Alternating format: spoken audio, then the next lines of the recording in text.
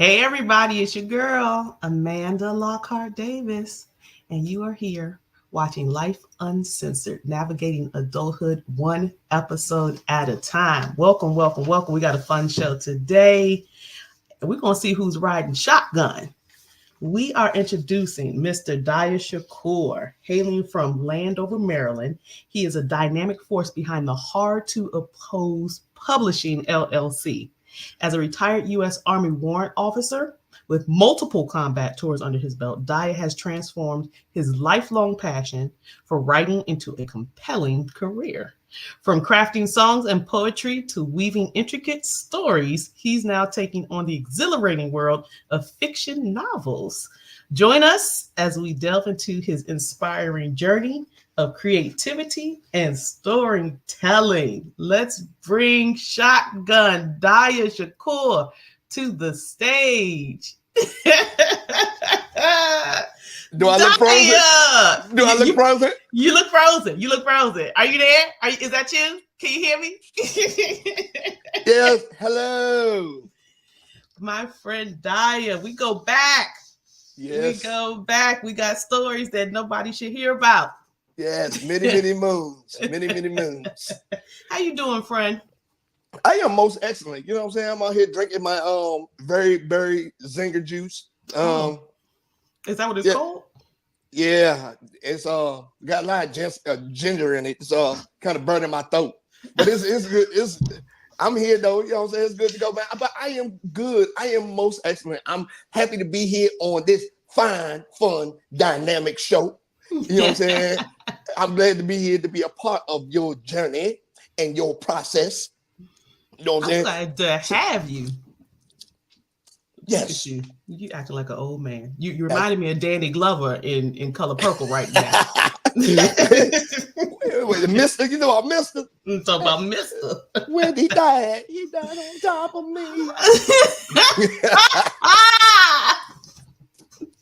Come on, he man. was younger than Celie's kids. Hey, that's what I'm saying. I'm like, oh man, come on, man. I was just glad to know that my daddy wasn't also my baby daddy.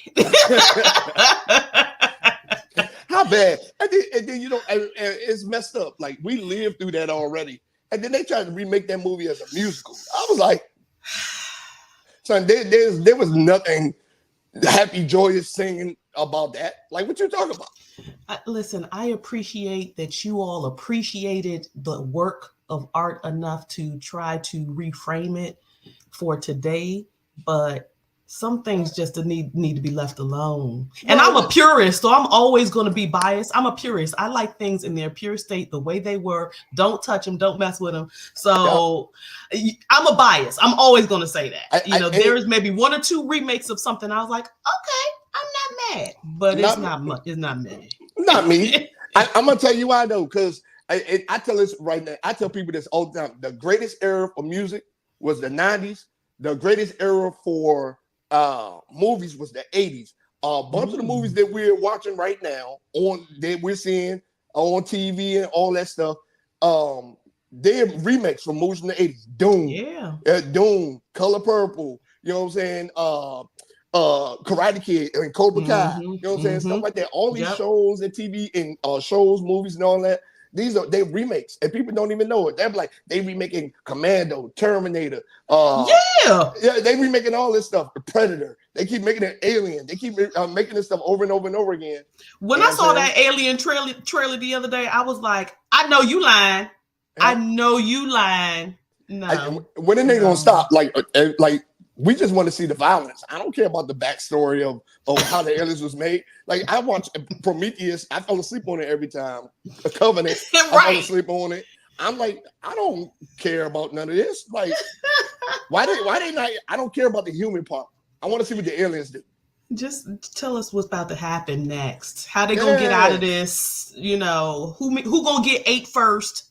Yeah, but even if you think about it, like the Ghostbusters, we made the Ghostbusters. Like they doing all the movies, all the great classics. They about to do another Lethal Weapon.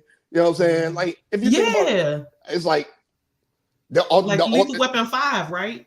Yep, they redoing the Never Ending Story. So it's like the authenticity. No, I didn't know that. They redoing the Never Ending Story. So the authenticity of everything is kind of, and then we live in a time, right, where movies are outliving people. So what happens is they recycle True. things because a generation of people is gone. So they've been doing Batman since the 60s, but it's a Mm-hmm. generation of people they never saw it. Every time a new generation of people on, they be like, True. well, let's reinvent the wheel, just put a new guy behind the mask. You know True. what I'm saying? Et cetera, et True. cetera, et Same cetera. thing like with Superman, all that. You're right. You're right. Yep. And all of us that been around long enough to know that Christopher Reeves is the guy. Christopher Reeves was the man. Yep. Okay. Yep. So He's my Superman. yep. No Diddy. He was a good Superman. Listen, I can talk about this. We can go down a rabbit hole. Okay. Yeah, But what we're I'm here to saying. talk about you today. I want to know what you've been up to, who, why, where, and what. I want to talk about your journey from being an army vet to becoming an author to having your own publishing company. I want to talk about all of that. I just think that it's really good. It makes my heart glad when people that I came up with are doing extraordinary things, especially coming from where we came from. Yep. Quality of life was questionable. Yep. Yeah. I was there for sure. With me being the oldest of 9 kids, it was definitely some days without food, water, and electricity. See what I'm saying? Like, lot of long nights where the cornflakes turned into raisin brain. only certain people know what that means. Yeah, we don't know. You know what I'm saying? And the raisins used to crawl around in the box. And it wasn't cornflakes. They wasn't Kellogg's. It wasn't Kellogg's. It was the ones that came in the white box that just said cornflakes on it. I'm talking about. I come from a place where you know how literally they would put the food stamp book in the mail when they delivered the mail, and then they would put a crate of food on the front step. It'd be like milk, peanut butter, the book, all that. You know what I'm saying? They were literally stamps. The book looked like this, and like the color like that. And they were literally food stamps. Yep. Food stamps. And you can use it. Matter of fact, since we on here, if y'all know anybody that's selling food stamps, listen. Since we on here, we ain't doing that. Life Uncensored does not condone the sale of. Where's my guy, my voiceover guy that speak real fast? I'm just saying. Look. She don't support this message, but over there on my show, y'all come on and put in the comments where I can buy some food stamps because these groceries is insane out here. Hold on, shout out your show. What is it? Shout out your show. Oh yeah, my show, Journey of a Jackass. You heard him. Journey of a Jackass. Journey of a Jackass podcast. You know what I'm saying? Live shows come out every Friday. You're about to record episode 60. You know what I'm saying? And if you want to laugh and hear some stories about my life and about other people's life, and then it's about community building. And we do community buildings. I do like reads of the week. I give travel tips. I also give people the proper acknowledgments for doing dumb stuff as well, to say the least. Indeed. Yes, he does. You heard him. Journey of a Jackass. Check it out. Where you at? YouTube, Instagram, what else? I'm on YouTube, Instagram. I'm on Apple, Spotify, Amazon. I'm on Amazon, TuneIn. Let me see. Spotify, Apple, TuneIn, Amazon, and iHeart. The man got reach, y'all. You hear that? He got reach. Yeah. Come on, check me out. Listen, and bring your pearls to clutch when you go check them out. Okay, bring them pearls because you're gonna need to clutch it something. Okay. Yeah. Most people just tune in to listen to story times. And bring your pearls. Bring your pearls. We're gonna they're gonna be like, why would you do that? You're gonna hold a bunch of times. You go all the way back to episode 1. You're gonna be like, why would you do that? Why? Who said that was okay? This show was a fun show, y'all. Check them out. Check out my boy. Yeah. Listen, let's get right into it. Let's talk about your journey from transit. First of all, I got to be honest. This me and you here. This Life Uncensored. We honest on this show. Uh-huh. I would have never in a million years pegged you for hitting somebody's service for any reason. So how did you get to a place where you were like, okay, I'm joining the service? So you know what was crazy though? I didn't either. I didn't either. So okay, I was because my thing was, I was running track in school and all that stuff. But there was a other aspect to it. I was hanging out. I was in the streets. I was doing stuff. Like, you feel what I'm saying? So I think that what I learned in the streets, it kind of prepared me for the military, but it propelled me through it. It prepared me for it, and it propelled me through it, right? So wow. you had to learn to survive, hustle, all that stuff, right? Because I made it the whole stint. I did all my years. I retired. So how many years was that? 20. Okay. Yeah, so it was like, I was like, man, my thing is that it was not part of my journey, but I think a part of me was like a petty party, right? So the therapy in me, I can talk about this now, but when my dad left, I was 14, 15 years old, so I was automatically propelled into the man of the house, right? Okay, as So the oldest, especially. So it had to find a way to get it, make sure everybody was good to go. My mom was stuck there with 9 kids, so she was trying to figure it out too, right?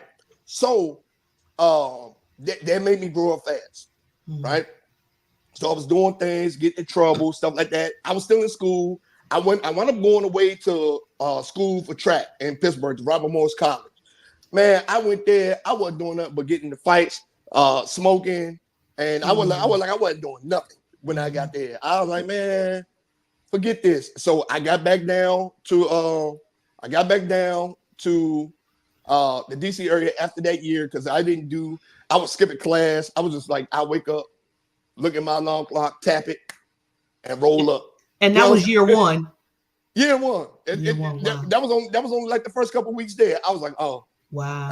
I got that first that first semester I got them grades. I was like, oh, dang, all right. Shout out Robert Morris. My niece went there. My niece Karen went there. Man, it was a good school up in Moon Township. See, but we was up there doing more criminal stuff than everything. Like, we was stealing the school mail vans and breaking in people's rooms and fighting. It was like, I was like, why are we here? Like, why am I up here, right? So everything, I had like a pent up frustration because he left. So this was the part where I started pushing back. I said, my dad used to tell us all the time, y'all better not join the white man army. You better not join the white man army. So in my back of my mind, I said, I'm gonna get back at him. And I joined the white. Yep. And I did like this. So I had other things going on, like street stuff going on. But I was like, man, you know what? I need to change. And a recruiter started talking to me and my homeboy. And I was like, man, I'm really gonna do it. I started thinking about it. I was like, man, I'm really gonna do it. And I went to the recruit station and I signed up. You know what I'm saying? And they helped me out. It helped me out, trust me, because I was spending some serious stuff. So it helped me out. And then I joined. But they were the other things I did to defy him. Like, he's like, yeah, you know what I'm saying, the white devil, blah blah. Because he's in the Nation of Islam, the white devil. My oldest son, mom is white. Got you. Okay.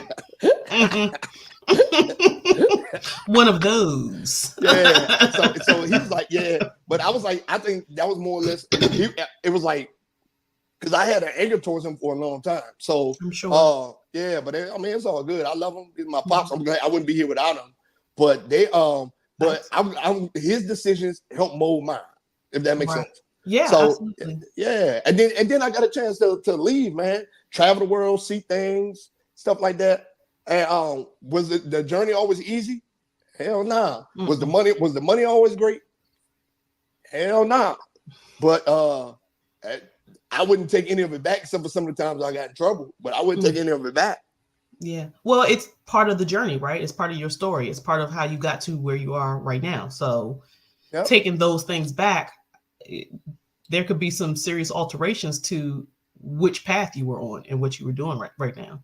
Well, there's some things that I want to say, but I know I can't say it on this show. But there are a couple of people that I was kicking the small of the back. Okay.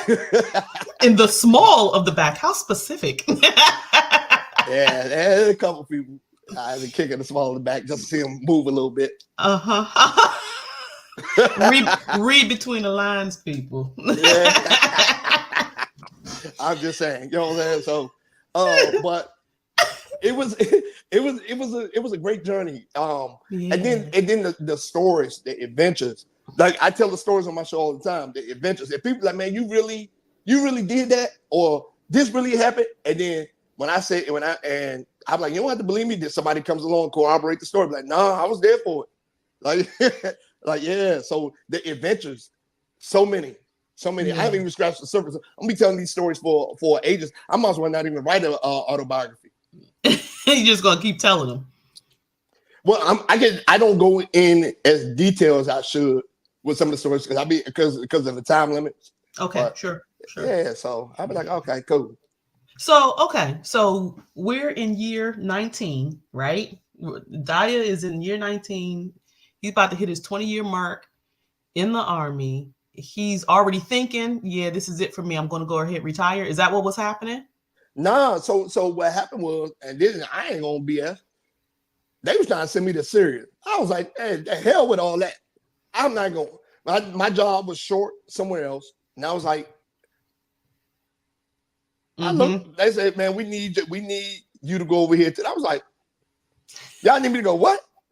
I was like, bro, I deployed 4 times. I went to Iraq 3 times. I went to Afghanistan once. And Mm. I was like, I seen people in their careers get their legs blown off, all that Mm. stuff. They was like, yeah, we need you over here. I said, don't worry about it. I'll be right back. I went down to my office. I started working on, and at the same day, I came back with my retirement paperwork. Wow. Yep. So had they not said that to you, would you still be in the army? I would stay as long as they let me. Got you. Like, Outside of something like that. yeah, but what's the name? Because I mean, I love the camaraderie of it. And that's why I crossed over. I was enlisted for a long time. I was like driving soldiers and all that stuff. Like go, go, go, go, go. Like I was the motivation piece, the guidance, the mentorship, stuff like that, right? But I started noticing how tender the soldiers were getting. Like Mm. I was like, man, these weak ass soldiers, man. I ain't about to be dealing with this. And then I got tired of getting phone calls on Saturday because my soldier was 100 miles away and I got a DUI. You calling me on Saturday night when I'm drunk to tell me that my soldier 100 miles away got a Drunk DUI. too. Yeah, drunk too, man. Like and the person I'm talking to, his breath smell like gin. So it's like, man, I got tired of that. So I crossed over, became a warrant officer. You know what I'm saying? And then Okay. that kind of reset my career field. So once I could have did 35 more years as long as I stayed with the promotion path. Oh wow. Yeah. Yep. So God damn. I could have stayed there for a long time, but I was like, it wasn't meant for me to stay. You know what I'm Yeah. saying? Yeah. It wasn't meant for me to stay. But I mean, I'm glad that I had the opportunity. Would I go back now? No. Mm-hmm. But them first couple years after I separated, I used to think about it all the time. Because even when I was going through the process of transition, I had separation anxiety. I didn't know what was next. I spent my whole adult life during Yeah. the army. Like only thing I knew was high school, streets, a little bit of college, working dead end jobs, and then the army. It consumed my life, my whole Yeah. adult life. So I didn't know anything else. So I didn't know what was next out here. I didn't know what I was gonna do for work. I didn't know what I was gonna do for like you know what I'm saying. I had a place to live and all stuff, so I wasn't worried about that. But I didn't know what was next, how to operate out here, right? And Okay. even to this day, I still have flashes where I'm like, boy, I'll take you behind this building because it's like that's the way we used to operate. But I had to adjust to the pace of people out here. That's one, Oh, yeah, got you. yeah. So that's why I like since I've been um, like even with my job now, like that's why I travel so much and all that stuff. I create my own pace, right? Okay. I like getting stuff done and moving on to the next thing. A lot of people don't do that. They will if something is due on Friday, they wait to Thursday night to do it. Thursday afternoon to do it. I'm not one of those people. Me either. So your job now, and talk as much or as little as you want to about it, is that part of what you're doing with your own publishing company, or is this separate, like you in the corporate world? No, yeah, I work for I'm in the government, but Okay. because they always looking for us, like no matter what. Yes. I Yes. didn't have like 3 or 4 government jobs since I've been retired. I just be moving around agencies, seeing which one I like the best. So, Okay.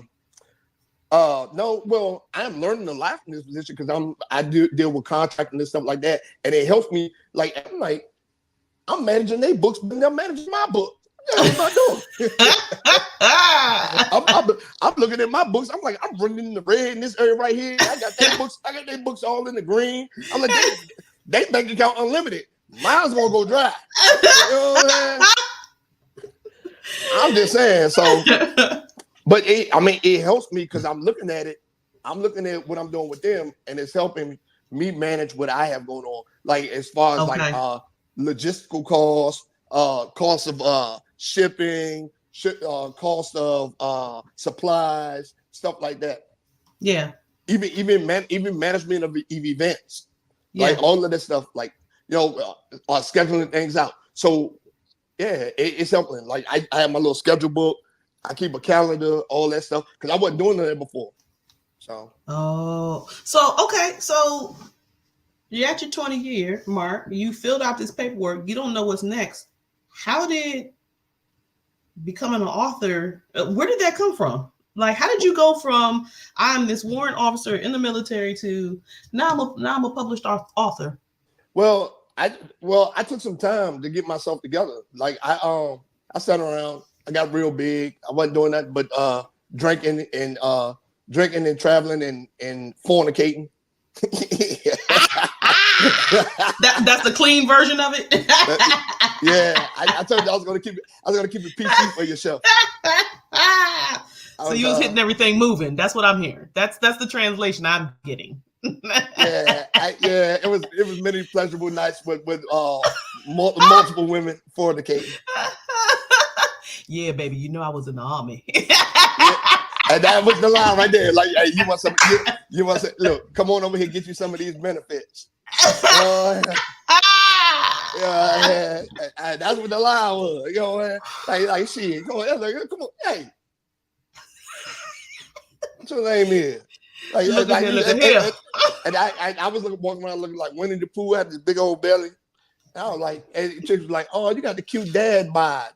I was like, this ain't no dad bod. I would lift it up and I would rub my stomach. I was like, you want to touch it? And then they come over and touch my stomach. Diya, you know how much of a visual person I am. So you just said I'm looking like Winnie the Pooh, and I can legit see Diya running around with just a shirt on and no bottoms. Well, okay, so I was telling people about this yesterday. So one of the homeowner associations I was dealing with, they wouldn't let me build a fence. So I started gardening in my backyard naked. So this was all during that time too. This was all during that time. Like that, let me build a fence now. Nah, they in the meeting, they was like this. They started calling the police. The police were showing up, and I would yeah, man. And I would show up. I would go down to the edge of my property line, and I would tie like a sweatshirt around my waist so it cover my junk, but my butt and everything will be out. And I'll be like that. And they'd be like, hey man, you know what I'm saying? You can't be out here. I said, man, I'm on my property, man. You can't tell me nothing that I'm doing on my property. So I kept doing it. And then they thought I was playing. My neighbor, the old white lady next door, liked it. She was like, she sit there, be drinking her tea, sitting there, I'd be sitting there, a whole in the way. Oh, you looking at this way. Oh man. She tipping her hat at you. Her husband, Gertrude, get your tail in the house. Shut up, Gertrude. Gertrude, get your tail in the house. It's time to eat. I was out there looking at him. You know what I'm saying? So but I got that fence though. So that was during that time. So I did like this. So I did that. I took that time on, man. I wanted to because everything just gotta happen at once. So I took that time off. I got myself back together. You know what I'm saying? Well, I took that time off. I just kind of unpacked. And then I was drinking a lot, man. Like I was drinking a lot because I was like, I wasn't depressed, but I was suffering from separation anxiety because I still was trying to figure everything out. So I was like, man, I'm gonna do something. So I had a phone call. Junior called me. And he was like, hey, Dad, what's going on? I was like, nothing, chilling. And he's like, hey, you not in the Army no more? I said, no, I'm not in the Army no more, son. You know that. You came to my retirement ceremony, right? So then after that, he was like, so you're not in the Army no more? You ain't got to go to war no more? I said, no, I ain't gotta go to war no more, man. I'm good to go. He says, well, I can't see you more often. Mm. So I said, dang, he right. Mm-hmm. So what I did after that, I I was starting to get back. I started to get back in shape. I went to the doctor. They said, hey man, come on, Jabba, you gotta get it together. Your blood pressure high, all that stuff. So I started back working out. I changed my diet to being vegetarian. So I just started I started getting back into therapy every week and stuff like that. I started trying to find healthy habits. Mm. So while creating those healthy habits, um, this was part of that journey. So I was doing shows all the time because I just have a natural net for being on people's shows. So I'd be on there talking, laughing, joking. So I moved up to the Richmond area and I got a job down there. And I was working there, so it was a good commute for me to pick the boys up and all that stuff. So I got a job there and I went on the show and I was recording on the show. I still remember the Royalty podcast. And I was in there and I was like, man, they was in there talking about all this day conversation. I said, man, I'm gonna write a book. And when I said I'm gonna write a book, everybody started laughing. What, So like who, you? Like yeah, that kind of thing? they was like, you're crazy. Something's wrong with you. You're gonna write a book. I was like, yeah, I'm gonna write a book. And everybody just started laughing again. So I said, okay, cool, don't worry about it. That interview was on a Friday. That Monday I went to work and I started writing my first book. Wow. Shout it out. What's the name? The Grand Scheme of Life, The Obama's Journey. Grand Scheme of Life. Obama's Wow. Journey by me. When was this? What year was this? That was in 2020. Okay. Okay. So between me retiring, taking a year off, moving and getting a job, I sat down, I started getting myself back together. I was like, man, look, so they told me I couldn't do it. And I love when somebody tell me I can't do something. They be like, especially when we go out, they be like, me and my partner's home, like, man, I bet you can't get her. I'm like, I'll be back with her number. You know what I'm saying? Don't tell me what I can't do.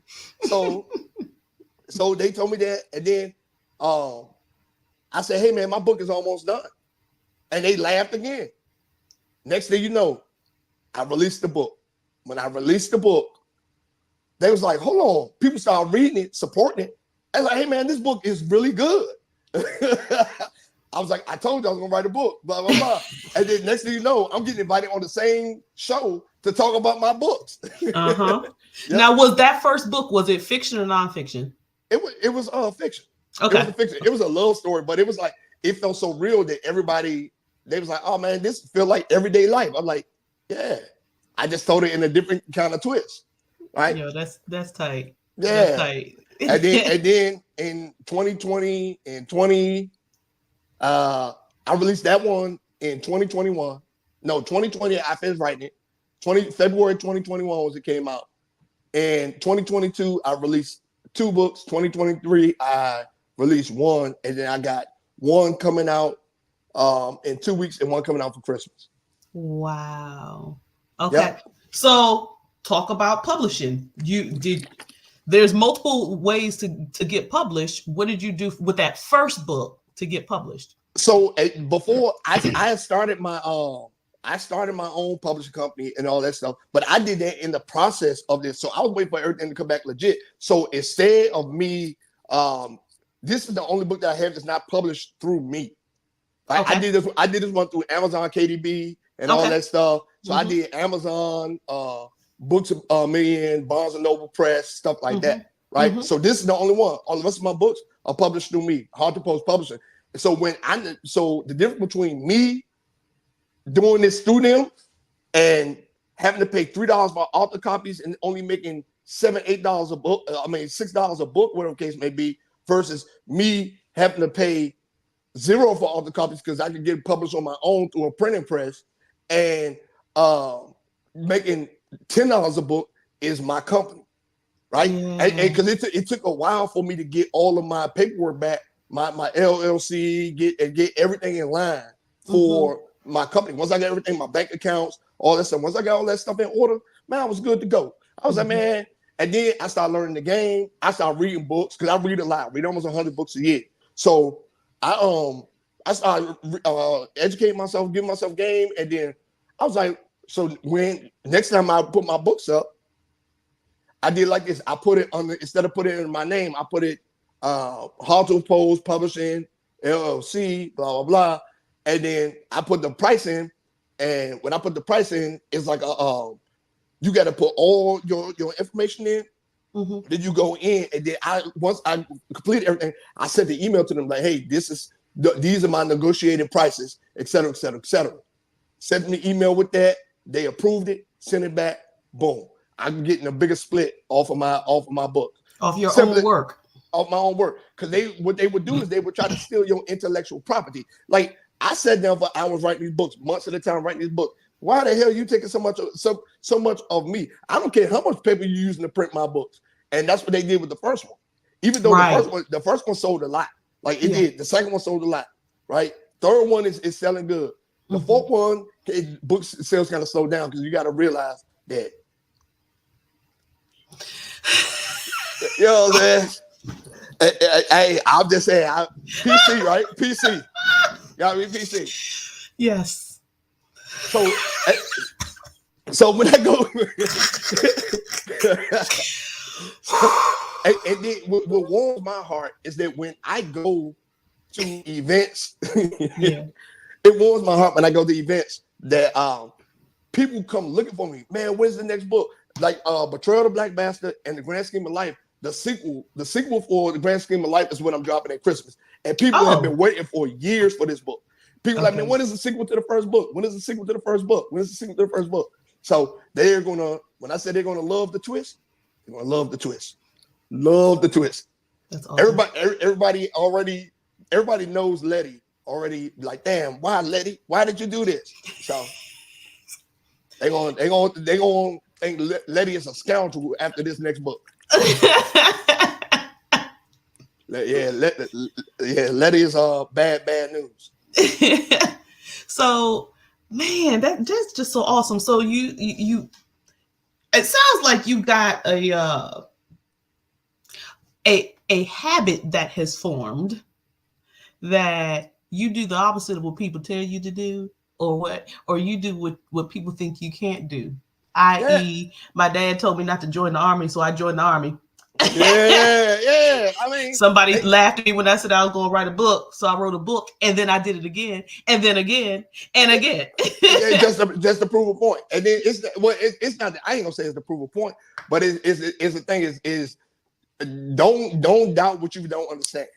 Absolutely. I think that's the messaging behind that. It's like, don't doubt what you don't understand. Like there are a lot of people out here that do talk. I'm not really big on that. Like, I'd rather do actions. Like, yep. It's like, you know what I'm saying? A lot of people, like when people, especially when we was in the army, people be like, oh man, I'm about to go do this, I'm about to whoop your ass. I would just punch them in the face. Like, why wait? Why are we talking about it? Why are we talking about it? Let's just go do it. Like, so it's like, that's the problem that we have in life right now. A lot of people do too much talking. It's like, that's the problem with politics right now. That's the problem with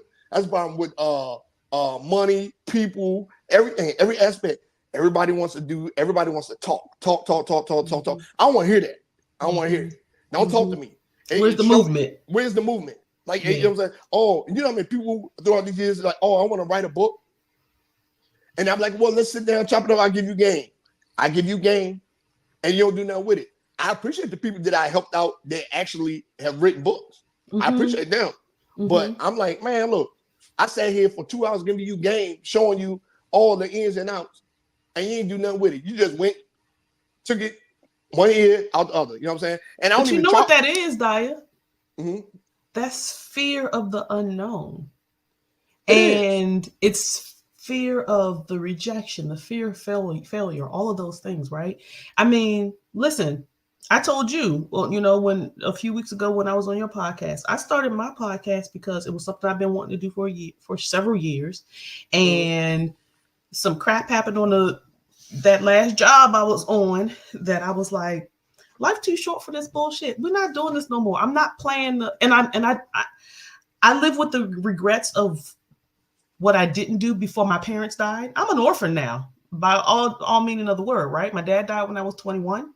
My mom died 6 years ago, right? And I have regrets tied specifically to right before they died. that I live with every single day. And so when that last thing on that last job I had happened, I was like, this shit's stupid. I'm And going to that's just do enough. me. And Yep, that's whatever enough. happens, even if it fails, at least I won't have that what if. It'll be, I tried it, it didn't work. I tried it, I didn't like it. I tried it, it was great, whatever. But I tried it, I did it. So I think a lot of that is just fear of failure and rejection and the Well, unknown. so that's my thing right there, right? So failure of failure of fear, rejection, and failure, all that stuff. I mean, again, you got to have a certain kind of fortitude within you, right? So you do. Yeah. Like you just can't say just because I think they're gonna say no, right? Yeah. You know how many doors would have closed on me because I'm not gonna go over there because I think they're gonna say no. Like, you know what I'm saying? When like literally out here when you try to date, fellas, when you try to date, worst thing a woman can do is tell you no. But at least you can say you went and shot your shot. That's the same thing with business, same thing with opportunities. You said you want to do a podcast, I'm gonna do it. I said in January, because my podcast is I started my podcast last January or something, I forgot when. But I started like last January or something like that. I said, hey, I'm going to do this podcast. I said in January, I'm going to do it. February 6th was the first episode. February 7th, something like that was the first episode. I was like, man, I'm going to do it. And then I just kept going. And also, I'm going to keep writing these books and all this stuff. If you don't have to support it, you don't have to buy it. Everybody's not going to be for you. But you do have to understand Exactly. that there are billions of people on this planet. If you're sitting around waiting on your friends, family, and all that stuff to support you, it ain't going to happen. I say shake a stranger's hand. The worst thing you can somebody can do is tell you no, but at least you tried. If you tell me no, I can't help you. I can't do it. Okay, cool. This door don't open. That don't mean the other 30 won't. Exactly. So, man, listen. Exactly. And I'm one of those people like you said, like if you tell me I can't do it, it's gonna make me want to do it more. You tell me I can't drink and drive, I'm gonna get drunk and roll. I'm playing. I'm playing. What you mean I can't drink and drive? Give me that fifth. give me that fifth of them car keys. No, I'm playing. But kids, don't drink and drive. Don't drink and drive. And too many people out here doing that. So the thing is though is don't if you tell me I can't do it, I'm like, okay, cool. Even like and then this like even like fathers and stuff like that that's going through it with the child of their kids. They was like, no, you can't see your kids. I was like, okay, bet, watch. Watch. Mm-hmm. Right. So what you gonna do about it? What you gonna do about it? Life is about what you gonna do about it. You know, I really believe that. Okay, you XYZ. Now what? Now what? And then you either gonna accept that no and move on, or you're gonna do something about the no so it don't happen again. Mm-hmm. Simply put, rejection. Mm-hmm. Reject these. I don't care. You just took us back to the 90s. Reject these nuts. Reject these nuts. I don't. If you tell me no, don't worry about it. If I go to one place for a business loan, they tell me no. I'm gonna go to the next place. And I'm gonna take a lot of hits on my credit, but I'm gonna keep going. You know what I'm saying? If I apply for a grant, this grant say no, this grant say no, this grant say no, this grant say no. Yeah. They ain't gonna stop me from applying. Right? So why should it? Why should it? So if you want to sit around the couch, that's why we got so many grown people living in their mom's house or in their dad's house in the basement and stuff now, because they are afraid to go out in the real world because of the reality. Reality, what you said, fear, rejection, failure, stuff like that. They scared to go take a chance and bet on themselves, right? Like, and honestly, those are the three things that happen in life that mold you and make you better. Man. Because if everything was easy peasy, right? Like what's the saying? You can't appreciate the sunshine when there ain't no rain. That's right. I'm not doing this with you. You gonna hit the Bill Withers on me? You gonna hit the Bill Withers? I'm about to play that. Don't play with me. You know I love me some Bill Withers. He could have got it if I was his age back then. Man, listen, Bill Withers smiling right now. That's why you just seeing a little sunbeam come through your window. Bill Withers, man. You know, oh my gosh. Where you at? Look at him.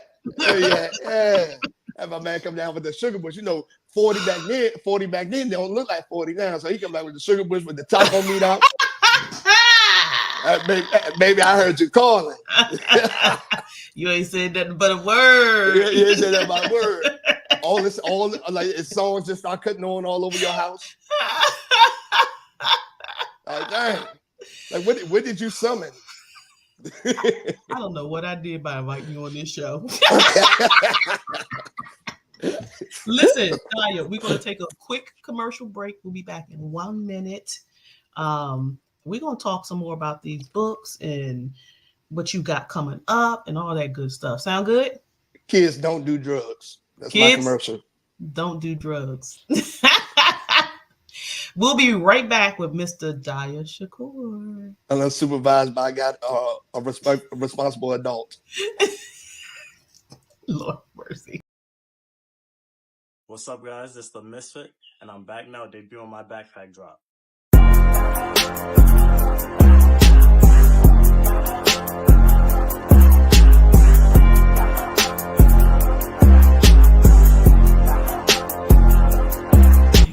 Hey, what's up, guys? If you're ready to get your backpacks, you go on the misfitllc.net/shop, or you could DM me. I do DMV deliveries. Drop-offs are always available, so let me know.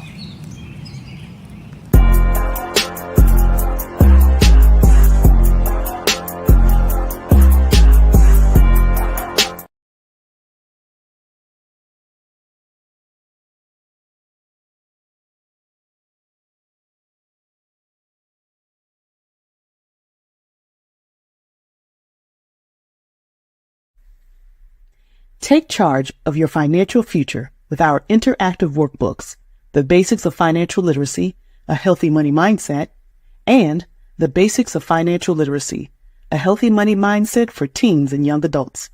Now available on Amazon. Dive into practical exercises and start building a solid financial foundation today.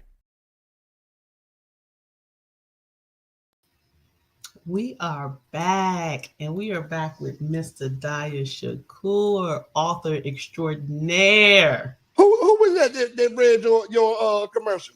That was me, sir. Thank you very much. Man, yeah, right. That robot was me. over Winfrey. Robot over Winfrey. If you would like. Don't hate. Because I have a wonderful speaking voice. Don't hate. I was like, I didn't know what to be turned on or to go by the hook. What's going Both. on? Shit. I don't know what's going on, man. Both. Shit. I was like,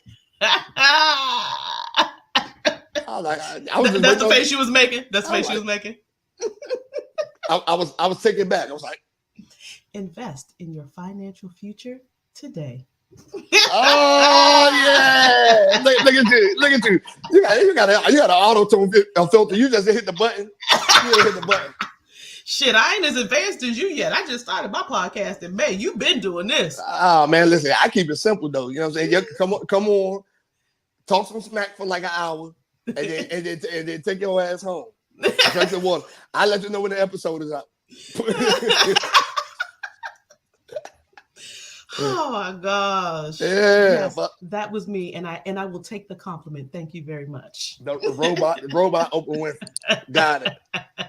I need to get that on the shirt. Yeah, robot Oprah Winfrey. I like you should. Yeah, you definitely need a 1-800 commercial.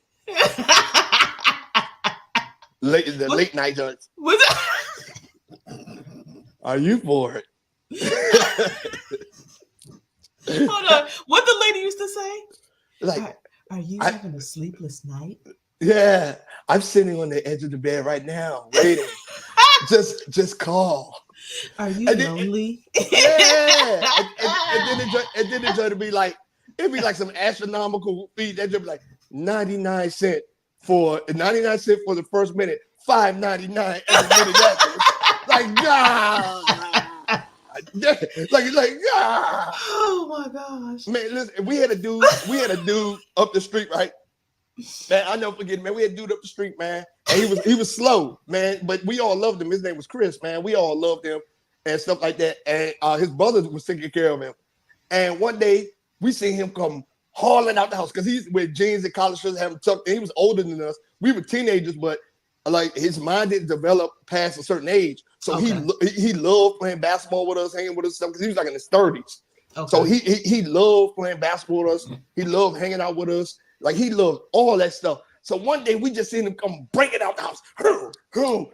And then we saw his brother go, Chris, get back here. I'm gonna kick your butt. Blah, blah, blah.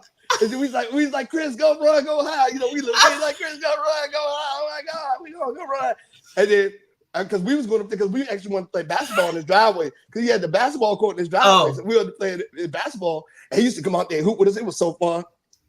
But he was like, so later on, I say, hey man, and so we was sitting there, we was laughing. I then said, I want to bet what he got trouble with. He said, I was like, his brother probably caught him like burning something, or because their grandfather lived with him, or he's probably abusing his grandfather, something like that. So come to find out, because one of the neighbors had told our friend, said no, he ran up a $2,000 phone sex bill. Oh, are you serious?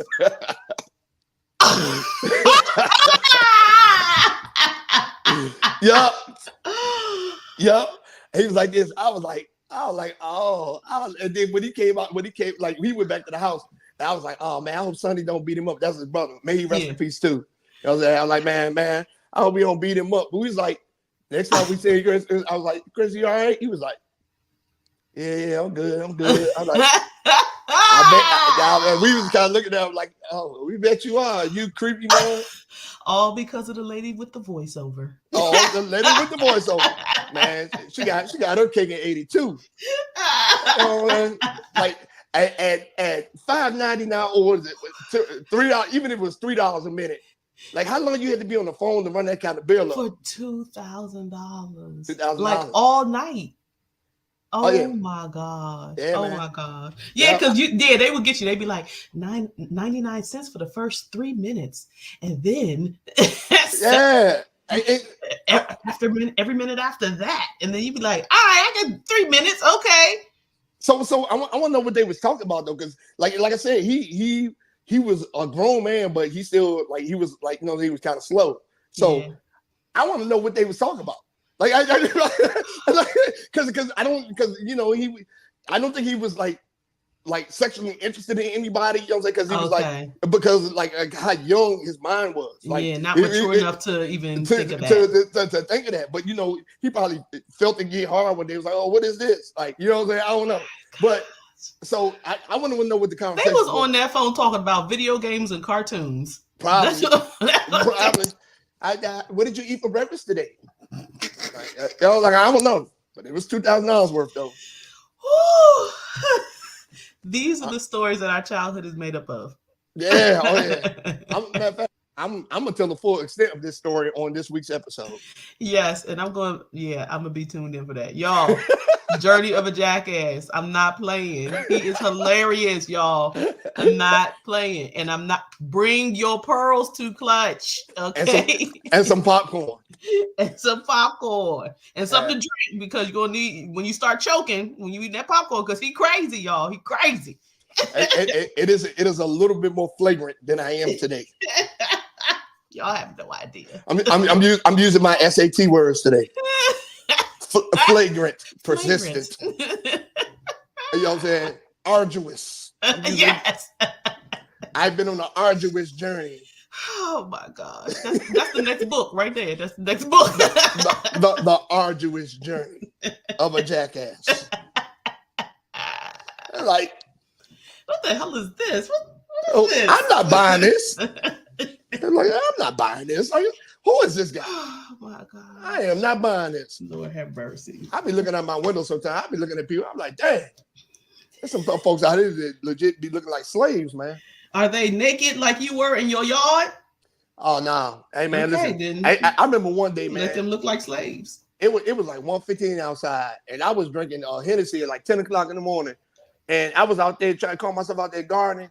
And then And I was like down on my knees. I put a little towel down. That joint wasn't enough, man. I started getting sunburned on my back.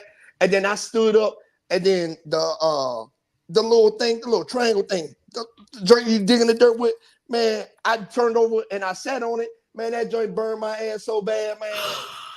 I was like, God dang, man. That joint burned my ass so bad, man.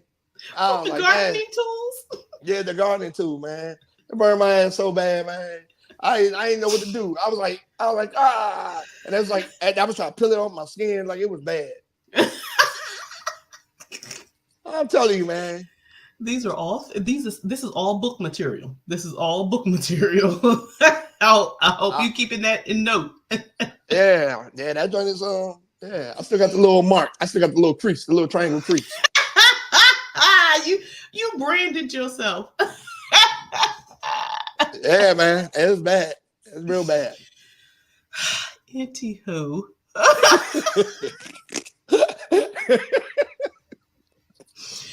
Let's talk about your books. What things inspire the stories that come out into these books? You're writing fiction novels. What are are you just sitting there one day and something just pops in your head? Like, what happens? Okay, so yeah, well, so my first book, right? So it's a hood love story, right? So Okay. I took some things from like just seeing things growing up. So that's what kind of influenced the first book, right? So like a woman that meets the love of her life, but unsuspectedly, and then a line about who the kid's real father was and all that stuff, and it was just like a lot of stuff like that, right? But it was a good book. So I took that from like little pieces of growing up, right? So my next book, Betrayal of the Black Bastard. Look, Betrayal of the Black Bastard. See that? I love it. Hold it up some more. Hold up. There you go. There you go. Betrayal of the Black Bastard by me. I like this. This is everybody's favorite book. So, well, because it's a psychological thriller. It was my first psychological thriller, right? Oh. Yeah, psychological thriller, Betrayal of the Black Bastard. So on the way, what inspired me to write this book is I was on the way to Massanutten. I was going on out the way to Massanutten to go snowboarding and skiing and all that stuff. And I stopped at the Walmart. And when I stopped at the Walmart, I was getting all the stuff I need, so I had to pay for all the expensive stuff out there. And I looked at the wall by the bathroom, and they had a whole bunch of pictures of kids that went missing. So I said, I'm gonna write a story about a kid that was abducted to human trafficking, then made it back. Mm. So this book is about a 9-year-old black boy that was abducted to human. Yeah, he was abducted to human trafficking, and now he's an adult billionaire telling his story through therapy. Wow. So it's being told through the lens of his therapy sessions. Yeah. But but real life things are going on as well. So everybody, like the first chapter is only 1 page long. That's what draws everybody in. They read the first chapter. They be like, oh shit, what's going on next? So yeah, so everybody hates how they got trafficked. They love how the story ends, and they love the twist. People could not figure out nothing into the epilogue. Even the beginning of the book, they seen that. At the end of the book, they seen the end. But you have to read the epilogue to see what really happened. Wow. People like this, man, dude, what made you write this book? What made you write this book? I'm like, I don't know. And then but is that process for you? How is that process for you? Like, what are the feelings that come from that process while you're in it? Are you worried about it? Are you excited about it? Like, how does that feel for you? Well, what's the name? I be excited, but I be trying to like especially Betrayal of the Black Bastard. I try to make that book as dark as possible because human trafficking is a real grisly thing. Yeah. It is. It's a real grisly thing. So there are some parts like people that have read this book had told me there's some parts they had to put down because they stopped feeling sorry for the character. There's like the way you painted the picture, especially when he was abducted and he winded up in Europe. And while he was in Europe, he told the story. I was telling the story about how he met his friend, or whatever the case may be. And then people was wondering why I told that part, or why he met the friend and all that stuff. and how everything happened and how he's being brainwashed and all that stuff. And they say, so how does that tie to the story? Till they get to the part later on, but they're like, oh my God, that's how it ties together. See, So I love books and movies like that. Yeah. well, Betrayal of the Black Bastard, I've had 3 people read it. They weren't readers. They said they couldn't put the book down. And Yeah. then a lot of people like, man, they get to the point, they like certain parts were so, the picture was painted so clear that it was like I could see it. It's like I was sitting there.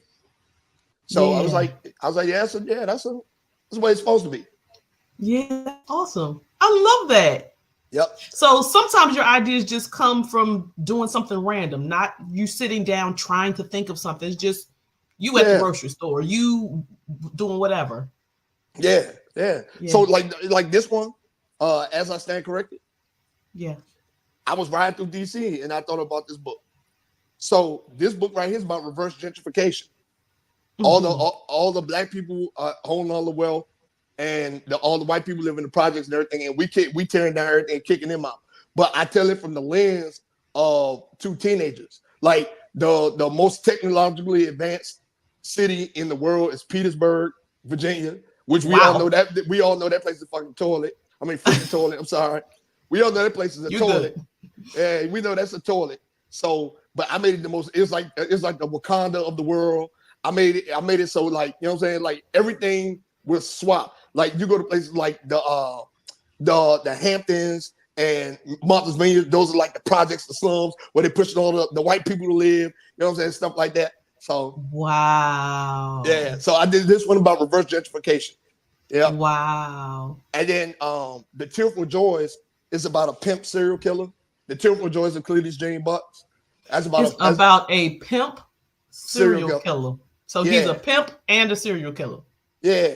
So he gets bored with traditional pimping. Like he's making his money. Nobody mess with him. He's good to go. Right. So this one starts from his childhood, what made him become a pimp. He starts seeing the men coming in and out of his mom's life and stuff like that. And the only thing he remembered seeing, he didn't know that they was like giving her money for like goods and services and stuff like that. He thought they was just coming in and paying her money to have sex with her. And he thought that's what he was supposed to do with women as he got older. But that's not really what was happening. That's not really what was happening. So he started pimping girls young. He started pimping girls in high school. Wow. So what made him, so his thing is that he travels up and down the East Coast, killing strippers and prostitutes that he feel are undesirable or past their prime. Dang. Yep.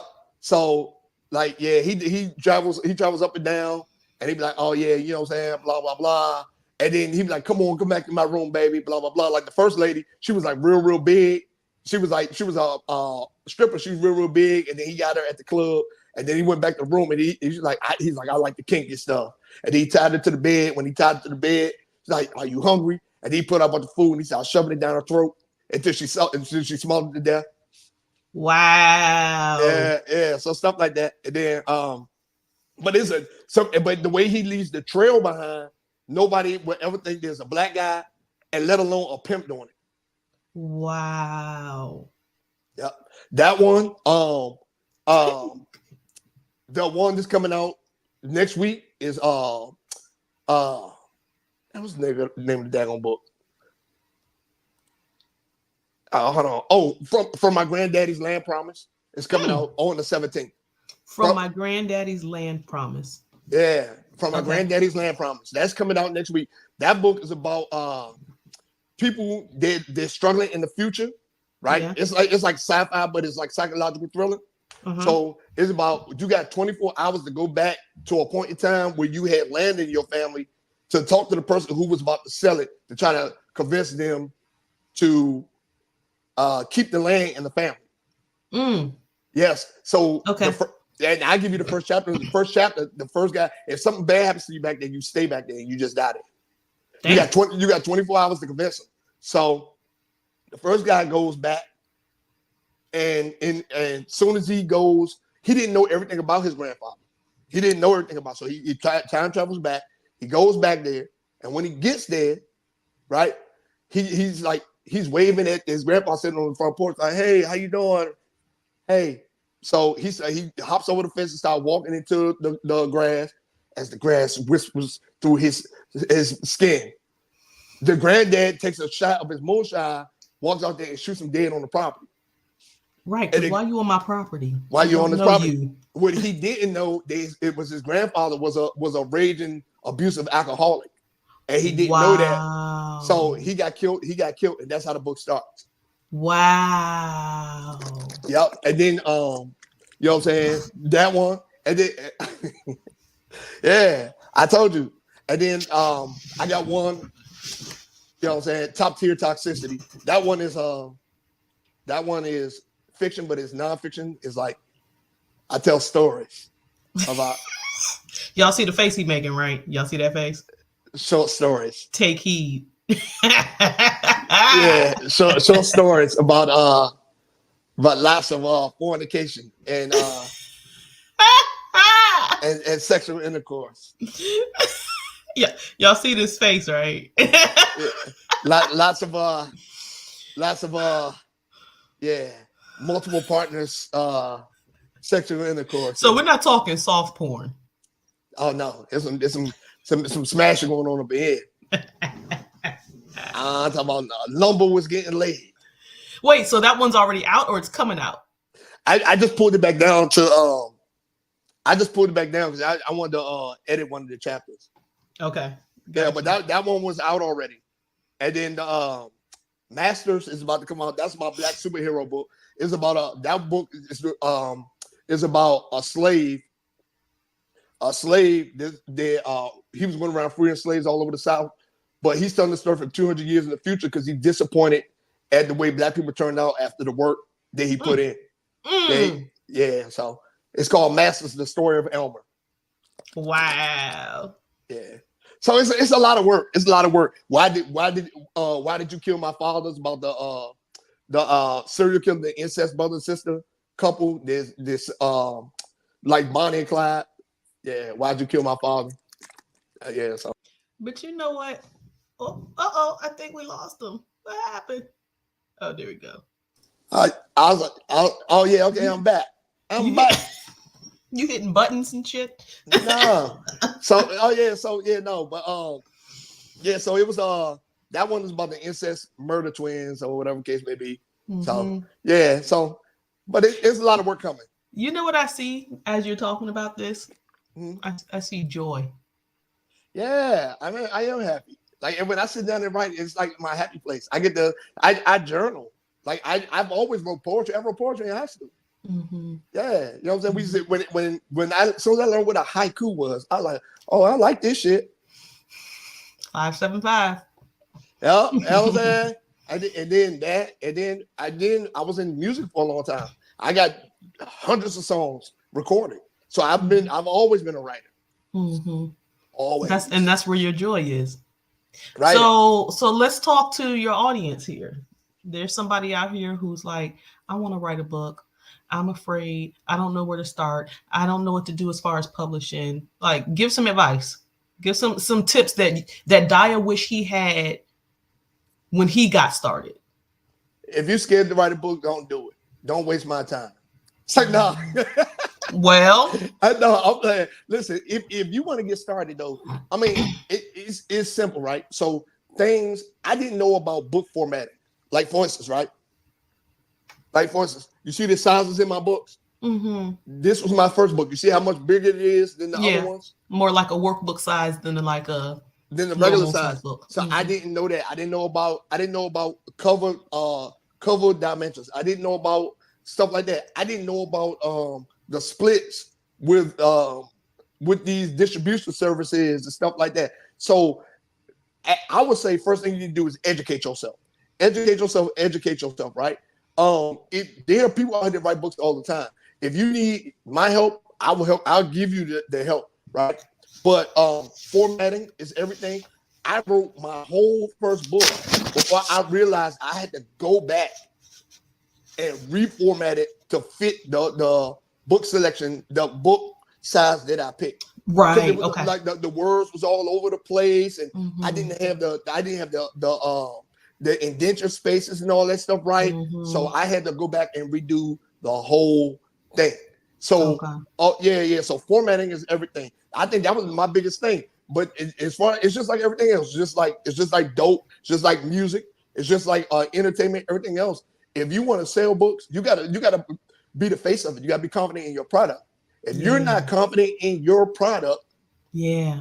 nobody else will be confident in your product. When I go out here and I sell these books, literally, a lot of people I deal with, I can do these events. They come see me. They're like, "Oh man, you're back. You're back. It's the happy guy that has the good books, right?"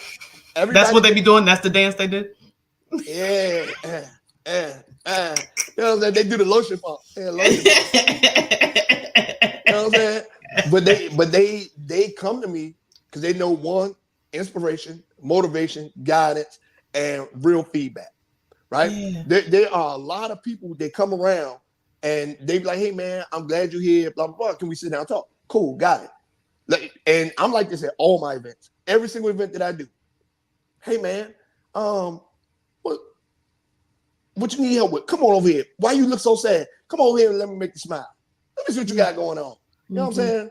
Mm-hmm. So, and for that, a lot of vendors respect it. They like it, especially these big festivals and stuff. They be like, "Hey man, we just want you in the building."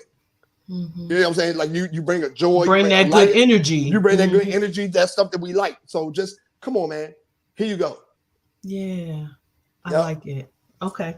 Okay. So first things first, in terms of advice, when you're writing your book, be considerate of the formatting for the book. How do you want the book to look? What size do you want it to be?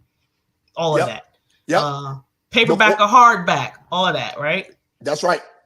And then not only that, and then so there are, and I want you to think about this. On top of the formatting, now we're just actually talking about storytelling. I want you to think about this, right? There are close to maybe 300,000 books published every day. Okay. Maybe somewhere around there. 200, 300,000 books around the year, around the world, published every day, right? What are you going to do in your book? What differentiates your storyline from everybody else's? Mm. The books that I have, Betrayal of the Black Bastard, the way I told that story, nobody can say they read a story like that. As I stand corrected, the way I tell that story. Now, grand scheme of life, okay, it's a hood love story, but I put my twist on it, right? Mm-hmm. But there are tons of hood love stories. But the Mm-hmm. way I tell these stories in these other books, what are you going to do in your project that's going to separate you from everybody else's project? Mm-hmm. That's Mm-hmm. going to make people want to come back and keep reading your stuff. Yeah. That authenticity. That's right. Yeah. SAT words, authenticity. Mm-hmm. Yeah, Bringing that yeah. to the table for somebody to say, "Oh, this is good." This is Yeah. good because like Mm-hmm. at my expo coming up, right? Me and Stephanie Expo, they're gonna be a bunch of authors in there trying to sell you books. But listen to what they telling you their storylines about. Like when these people come in there, they just not in there telling random stories and stuff like that. Like their books actually have good content. Yeah. I read a lot of these authors that are coming. I've read their books already. Okay. I have. I've read books, one, two, three, four of them, and I give them feedback. I'm like, hey man, this part was good. This part was good. This part was great. But who's your editor? Or you know what I'm saying? This part was good. This part was good. Like you know what I'm saying? I'm honest, but I didn't like the way it ended. I need more. Mm, I need more. I tell people that mm, all the time. Like I need more. There wasn't mm, enough. I need more. mm. Got you. And Yep. see, I think that's something that's a good to know, especially coming from somebody who literally built themselves up from nowhere in terms of this writing journey. So to hear number one, the pieces of advice that you give, and then understanding that what people are looking for, because you're going to these events, you're seeing I, yourself, you're also the consumer, you're not just the writer, you're the consumer, you're I, reading others I, work. I read almost 100 books a year. I said this. So Yeah. and, like I'm always looking for something new to read. And then when I'm not out doing events, I'm in the thrift store. I'm in Dollar Tree. I'm looking for good cheap books to read to fill my space until somebody put a book in my hand like, hey man, check me out. Got you. Okay. Y'all heard it first. Y'all heard it right here from Mr. Diya Shakoor. You heard As, him. as dumb as I may seem, I'm He is very, far very from it. intelligent. So I'm curious to know, what was the most unexpected thing that you encountered throughout this journey? whether it was something that you didn't realize for yourself or something that happened at one of these events. Like, what's something that's unexpected as a part of this journey for you as an author? Well, there's been a few things. One, the reception of my writing. I didn't think people was gonna be as receptive. I was reading thinking it was good, but I didn't think that people that read it was gonna be like, "Oh man, hey man, you really can write." Like I did the reception of it. Wow. I was like, oh, I was like, so you like it? Try to write another one, man. When is the sequel coming out? I was like, yeah, got you this chokehold now, baby. Which goes back to what we talked about earlier. If you don't try it, yeah, you never know. Ain't nothing gonna happen. So one of my things, I want to say, well, there've been quite a few events. Like I go to certain events and stuff like that, and when people come to my table talking to me, but I think when I was doing the event in Richmond and the mayor knew who I was, I think that was good. That is awesome. Like I had met him before. I gave him one of my books, and then I seen him again. He said, "Hey man, I read your book. Your book was actually pretty good." He remembered who I was. You know what I'm saying? I was like, I love that. And I was like, fist bump, man. I'm still not voting for you, but fist bump.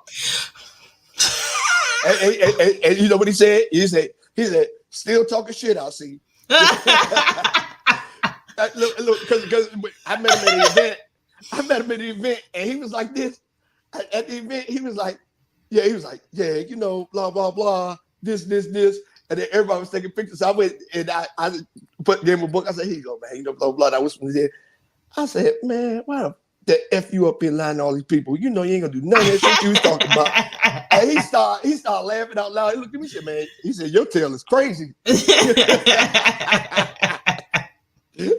He ain't lying. He looked at me and he started laughing. I have the picture with him laughing. He looked at me and was like, and he just started laughing out loud. I said, man, come on, boy, let's take this picture.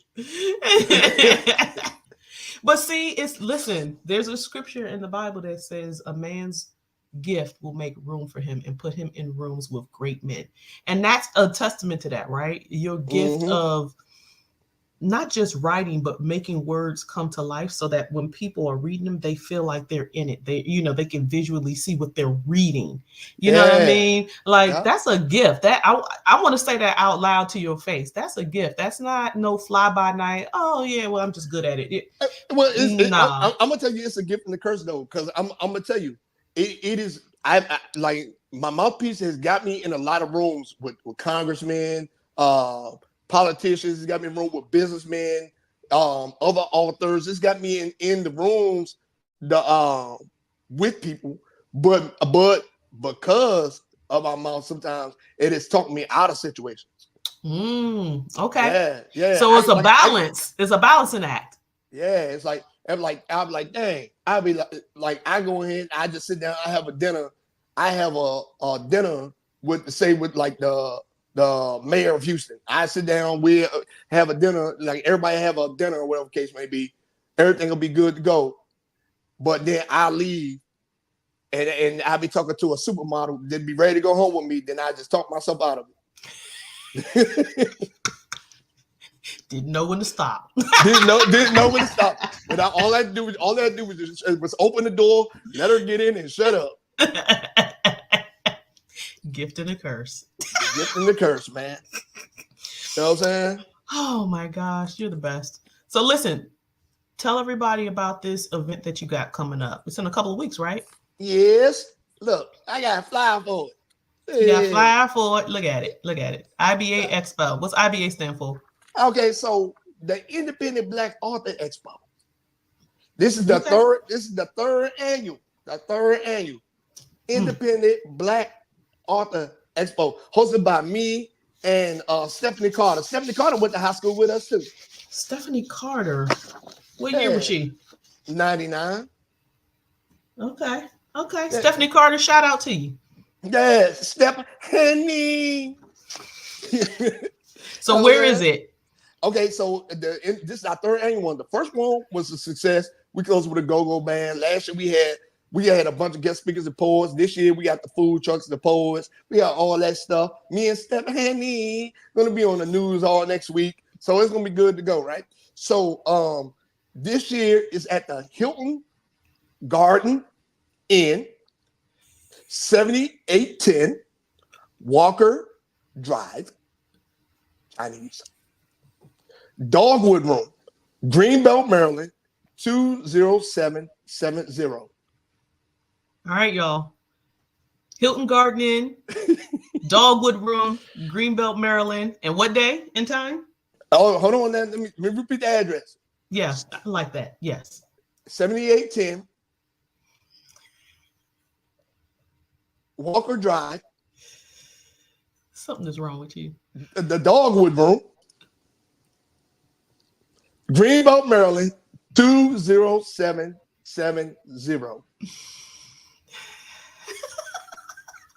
When you go up in there, ask for Diya specifically. Yeah, I'm looking for Diya. Yeah, so I'm practicing for my Korean movie voiceovers when I get casted for a Korean movie. Oh, I see. Okay. Yeah, I'm like, don't go there. But it's from 1 to 5, right? From 1 to 5. And yeah, it's gonna be fun. Man, we'll have Wait, did you say what day? August 17th. My bad. Oh yeah, I forgot the date.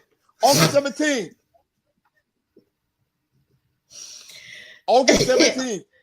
From 1 p.m. to 5 p.m. August 17th. Eastern in Greenbelt, Maryland. Yes. Hilton Garden Inn. Yes. And it's at 1 to 5, right? And it is free to the public. All you gotta do is just show up. Awesome. Free to the public. You're going to hear all the live music, jazz music playing, because we're gonna have the music playing. We're gonna have the people in there. We're gonna have all that stuff, the poetry. We're gonna have the guest speakers, all that stuff. You know what I'm saying? But it's August 17th, 1 to 5, Hilton Garden Inn, 7810 Walker Drive, Dogwood Room, Greenbelt, Maryland, 20770. You know what I'm saying? And it's called the IPA Expo. IBA. IBA Expo. Yes. Now, if you want to, and now there are still poetry slots available. And if you're interested in guest speaking, you hit me up, because you know what I'm talking about. Because if you know what I'm talking about, you know what I'm talking about, because you don't know what I'm talking about. All right. But anyway, so y'all come out and support the 3rd annual Independent Black Author Expo. You heard it first here with Diya Shakoor, the author. With me.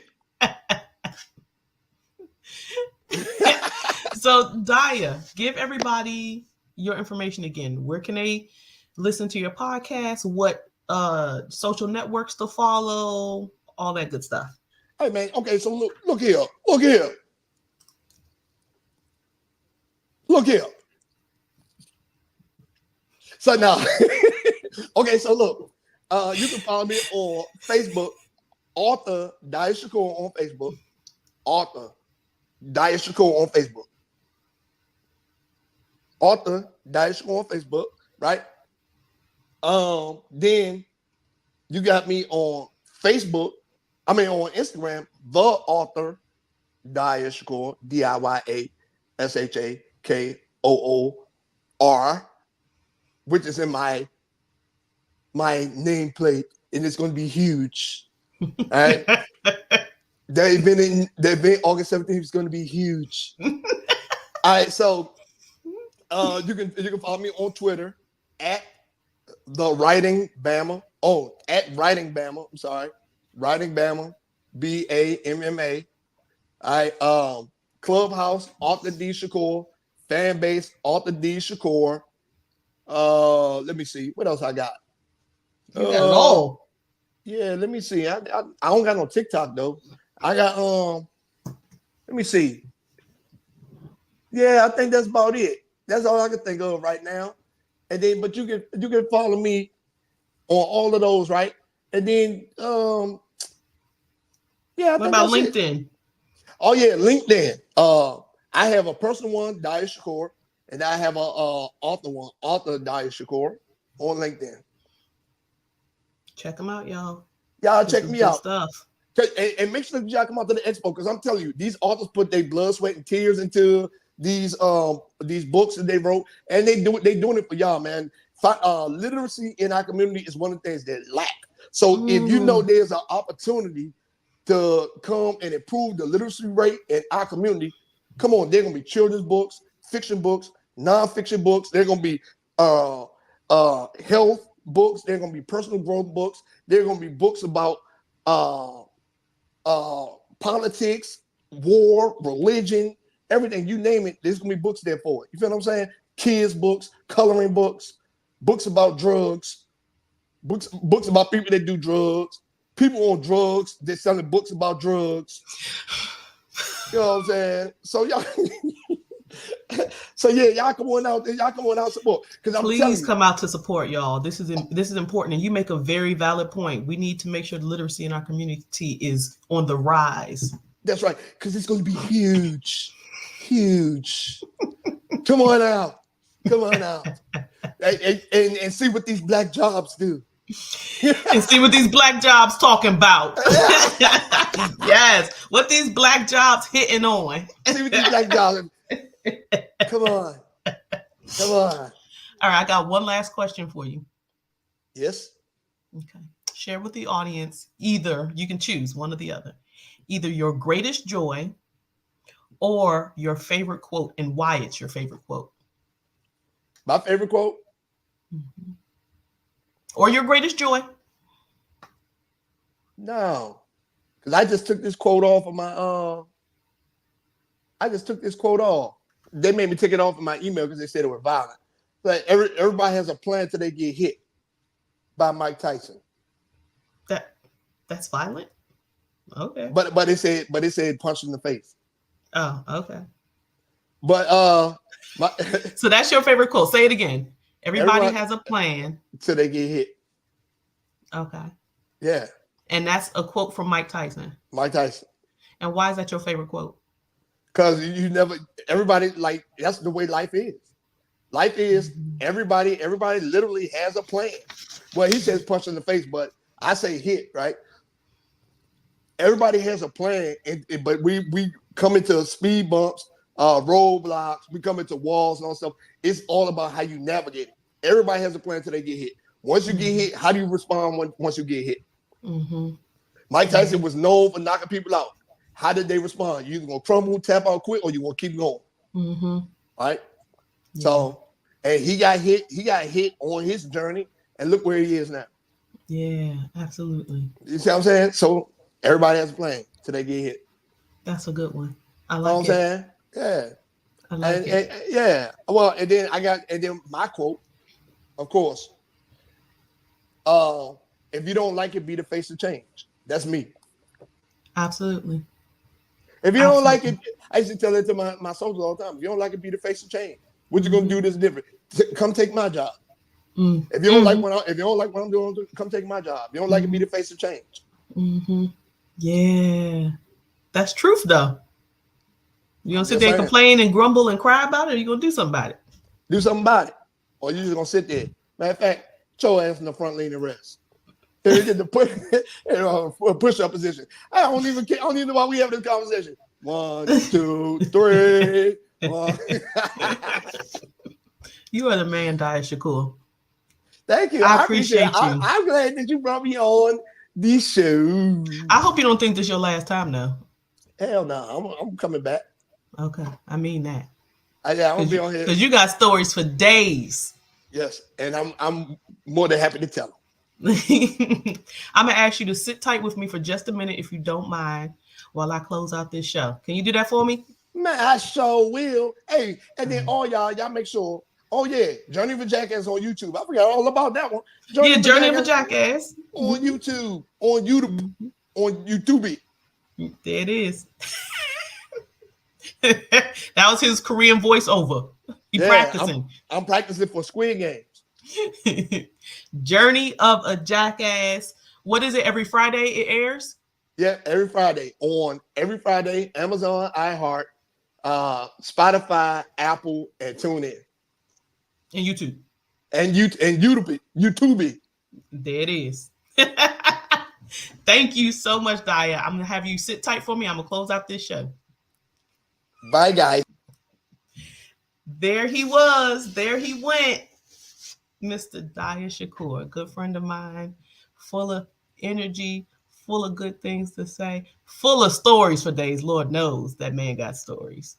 And he is doing some good stuff out here in this community. Y'all make sure that y'all show up. Greenbelt, Maryland, August 17th, 1 to 5, third annual IBA Expo, free to the community. It's going to be a ball of fun, ball of information.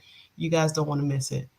And I'm going to end this show with my quote of the day that I really was thinking about. This is a quote that stuck with me for a while. And I said, ooh, this will be a good quote for the show I have with Daya. And that quote is, in 3 words, I can sum up everything I've learned about life. It goes on. And that's by Mr. Robert Frost. Basically saying, resilience is an ongoing journey. So you take that with you, stay hydrated, do something kind for somebody. It might change the world. Until next time, see you guys.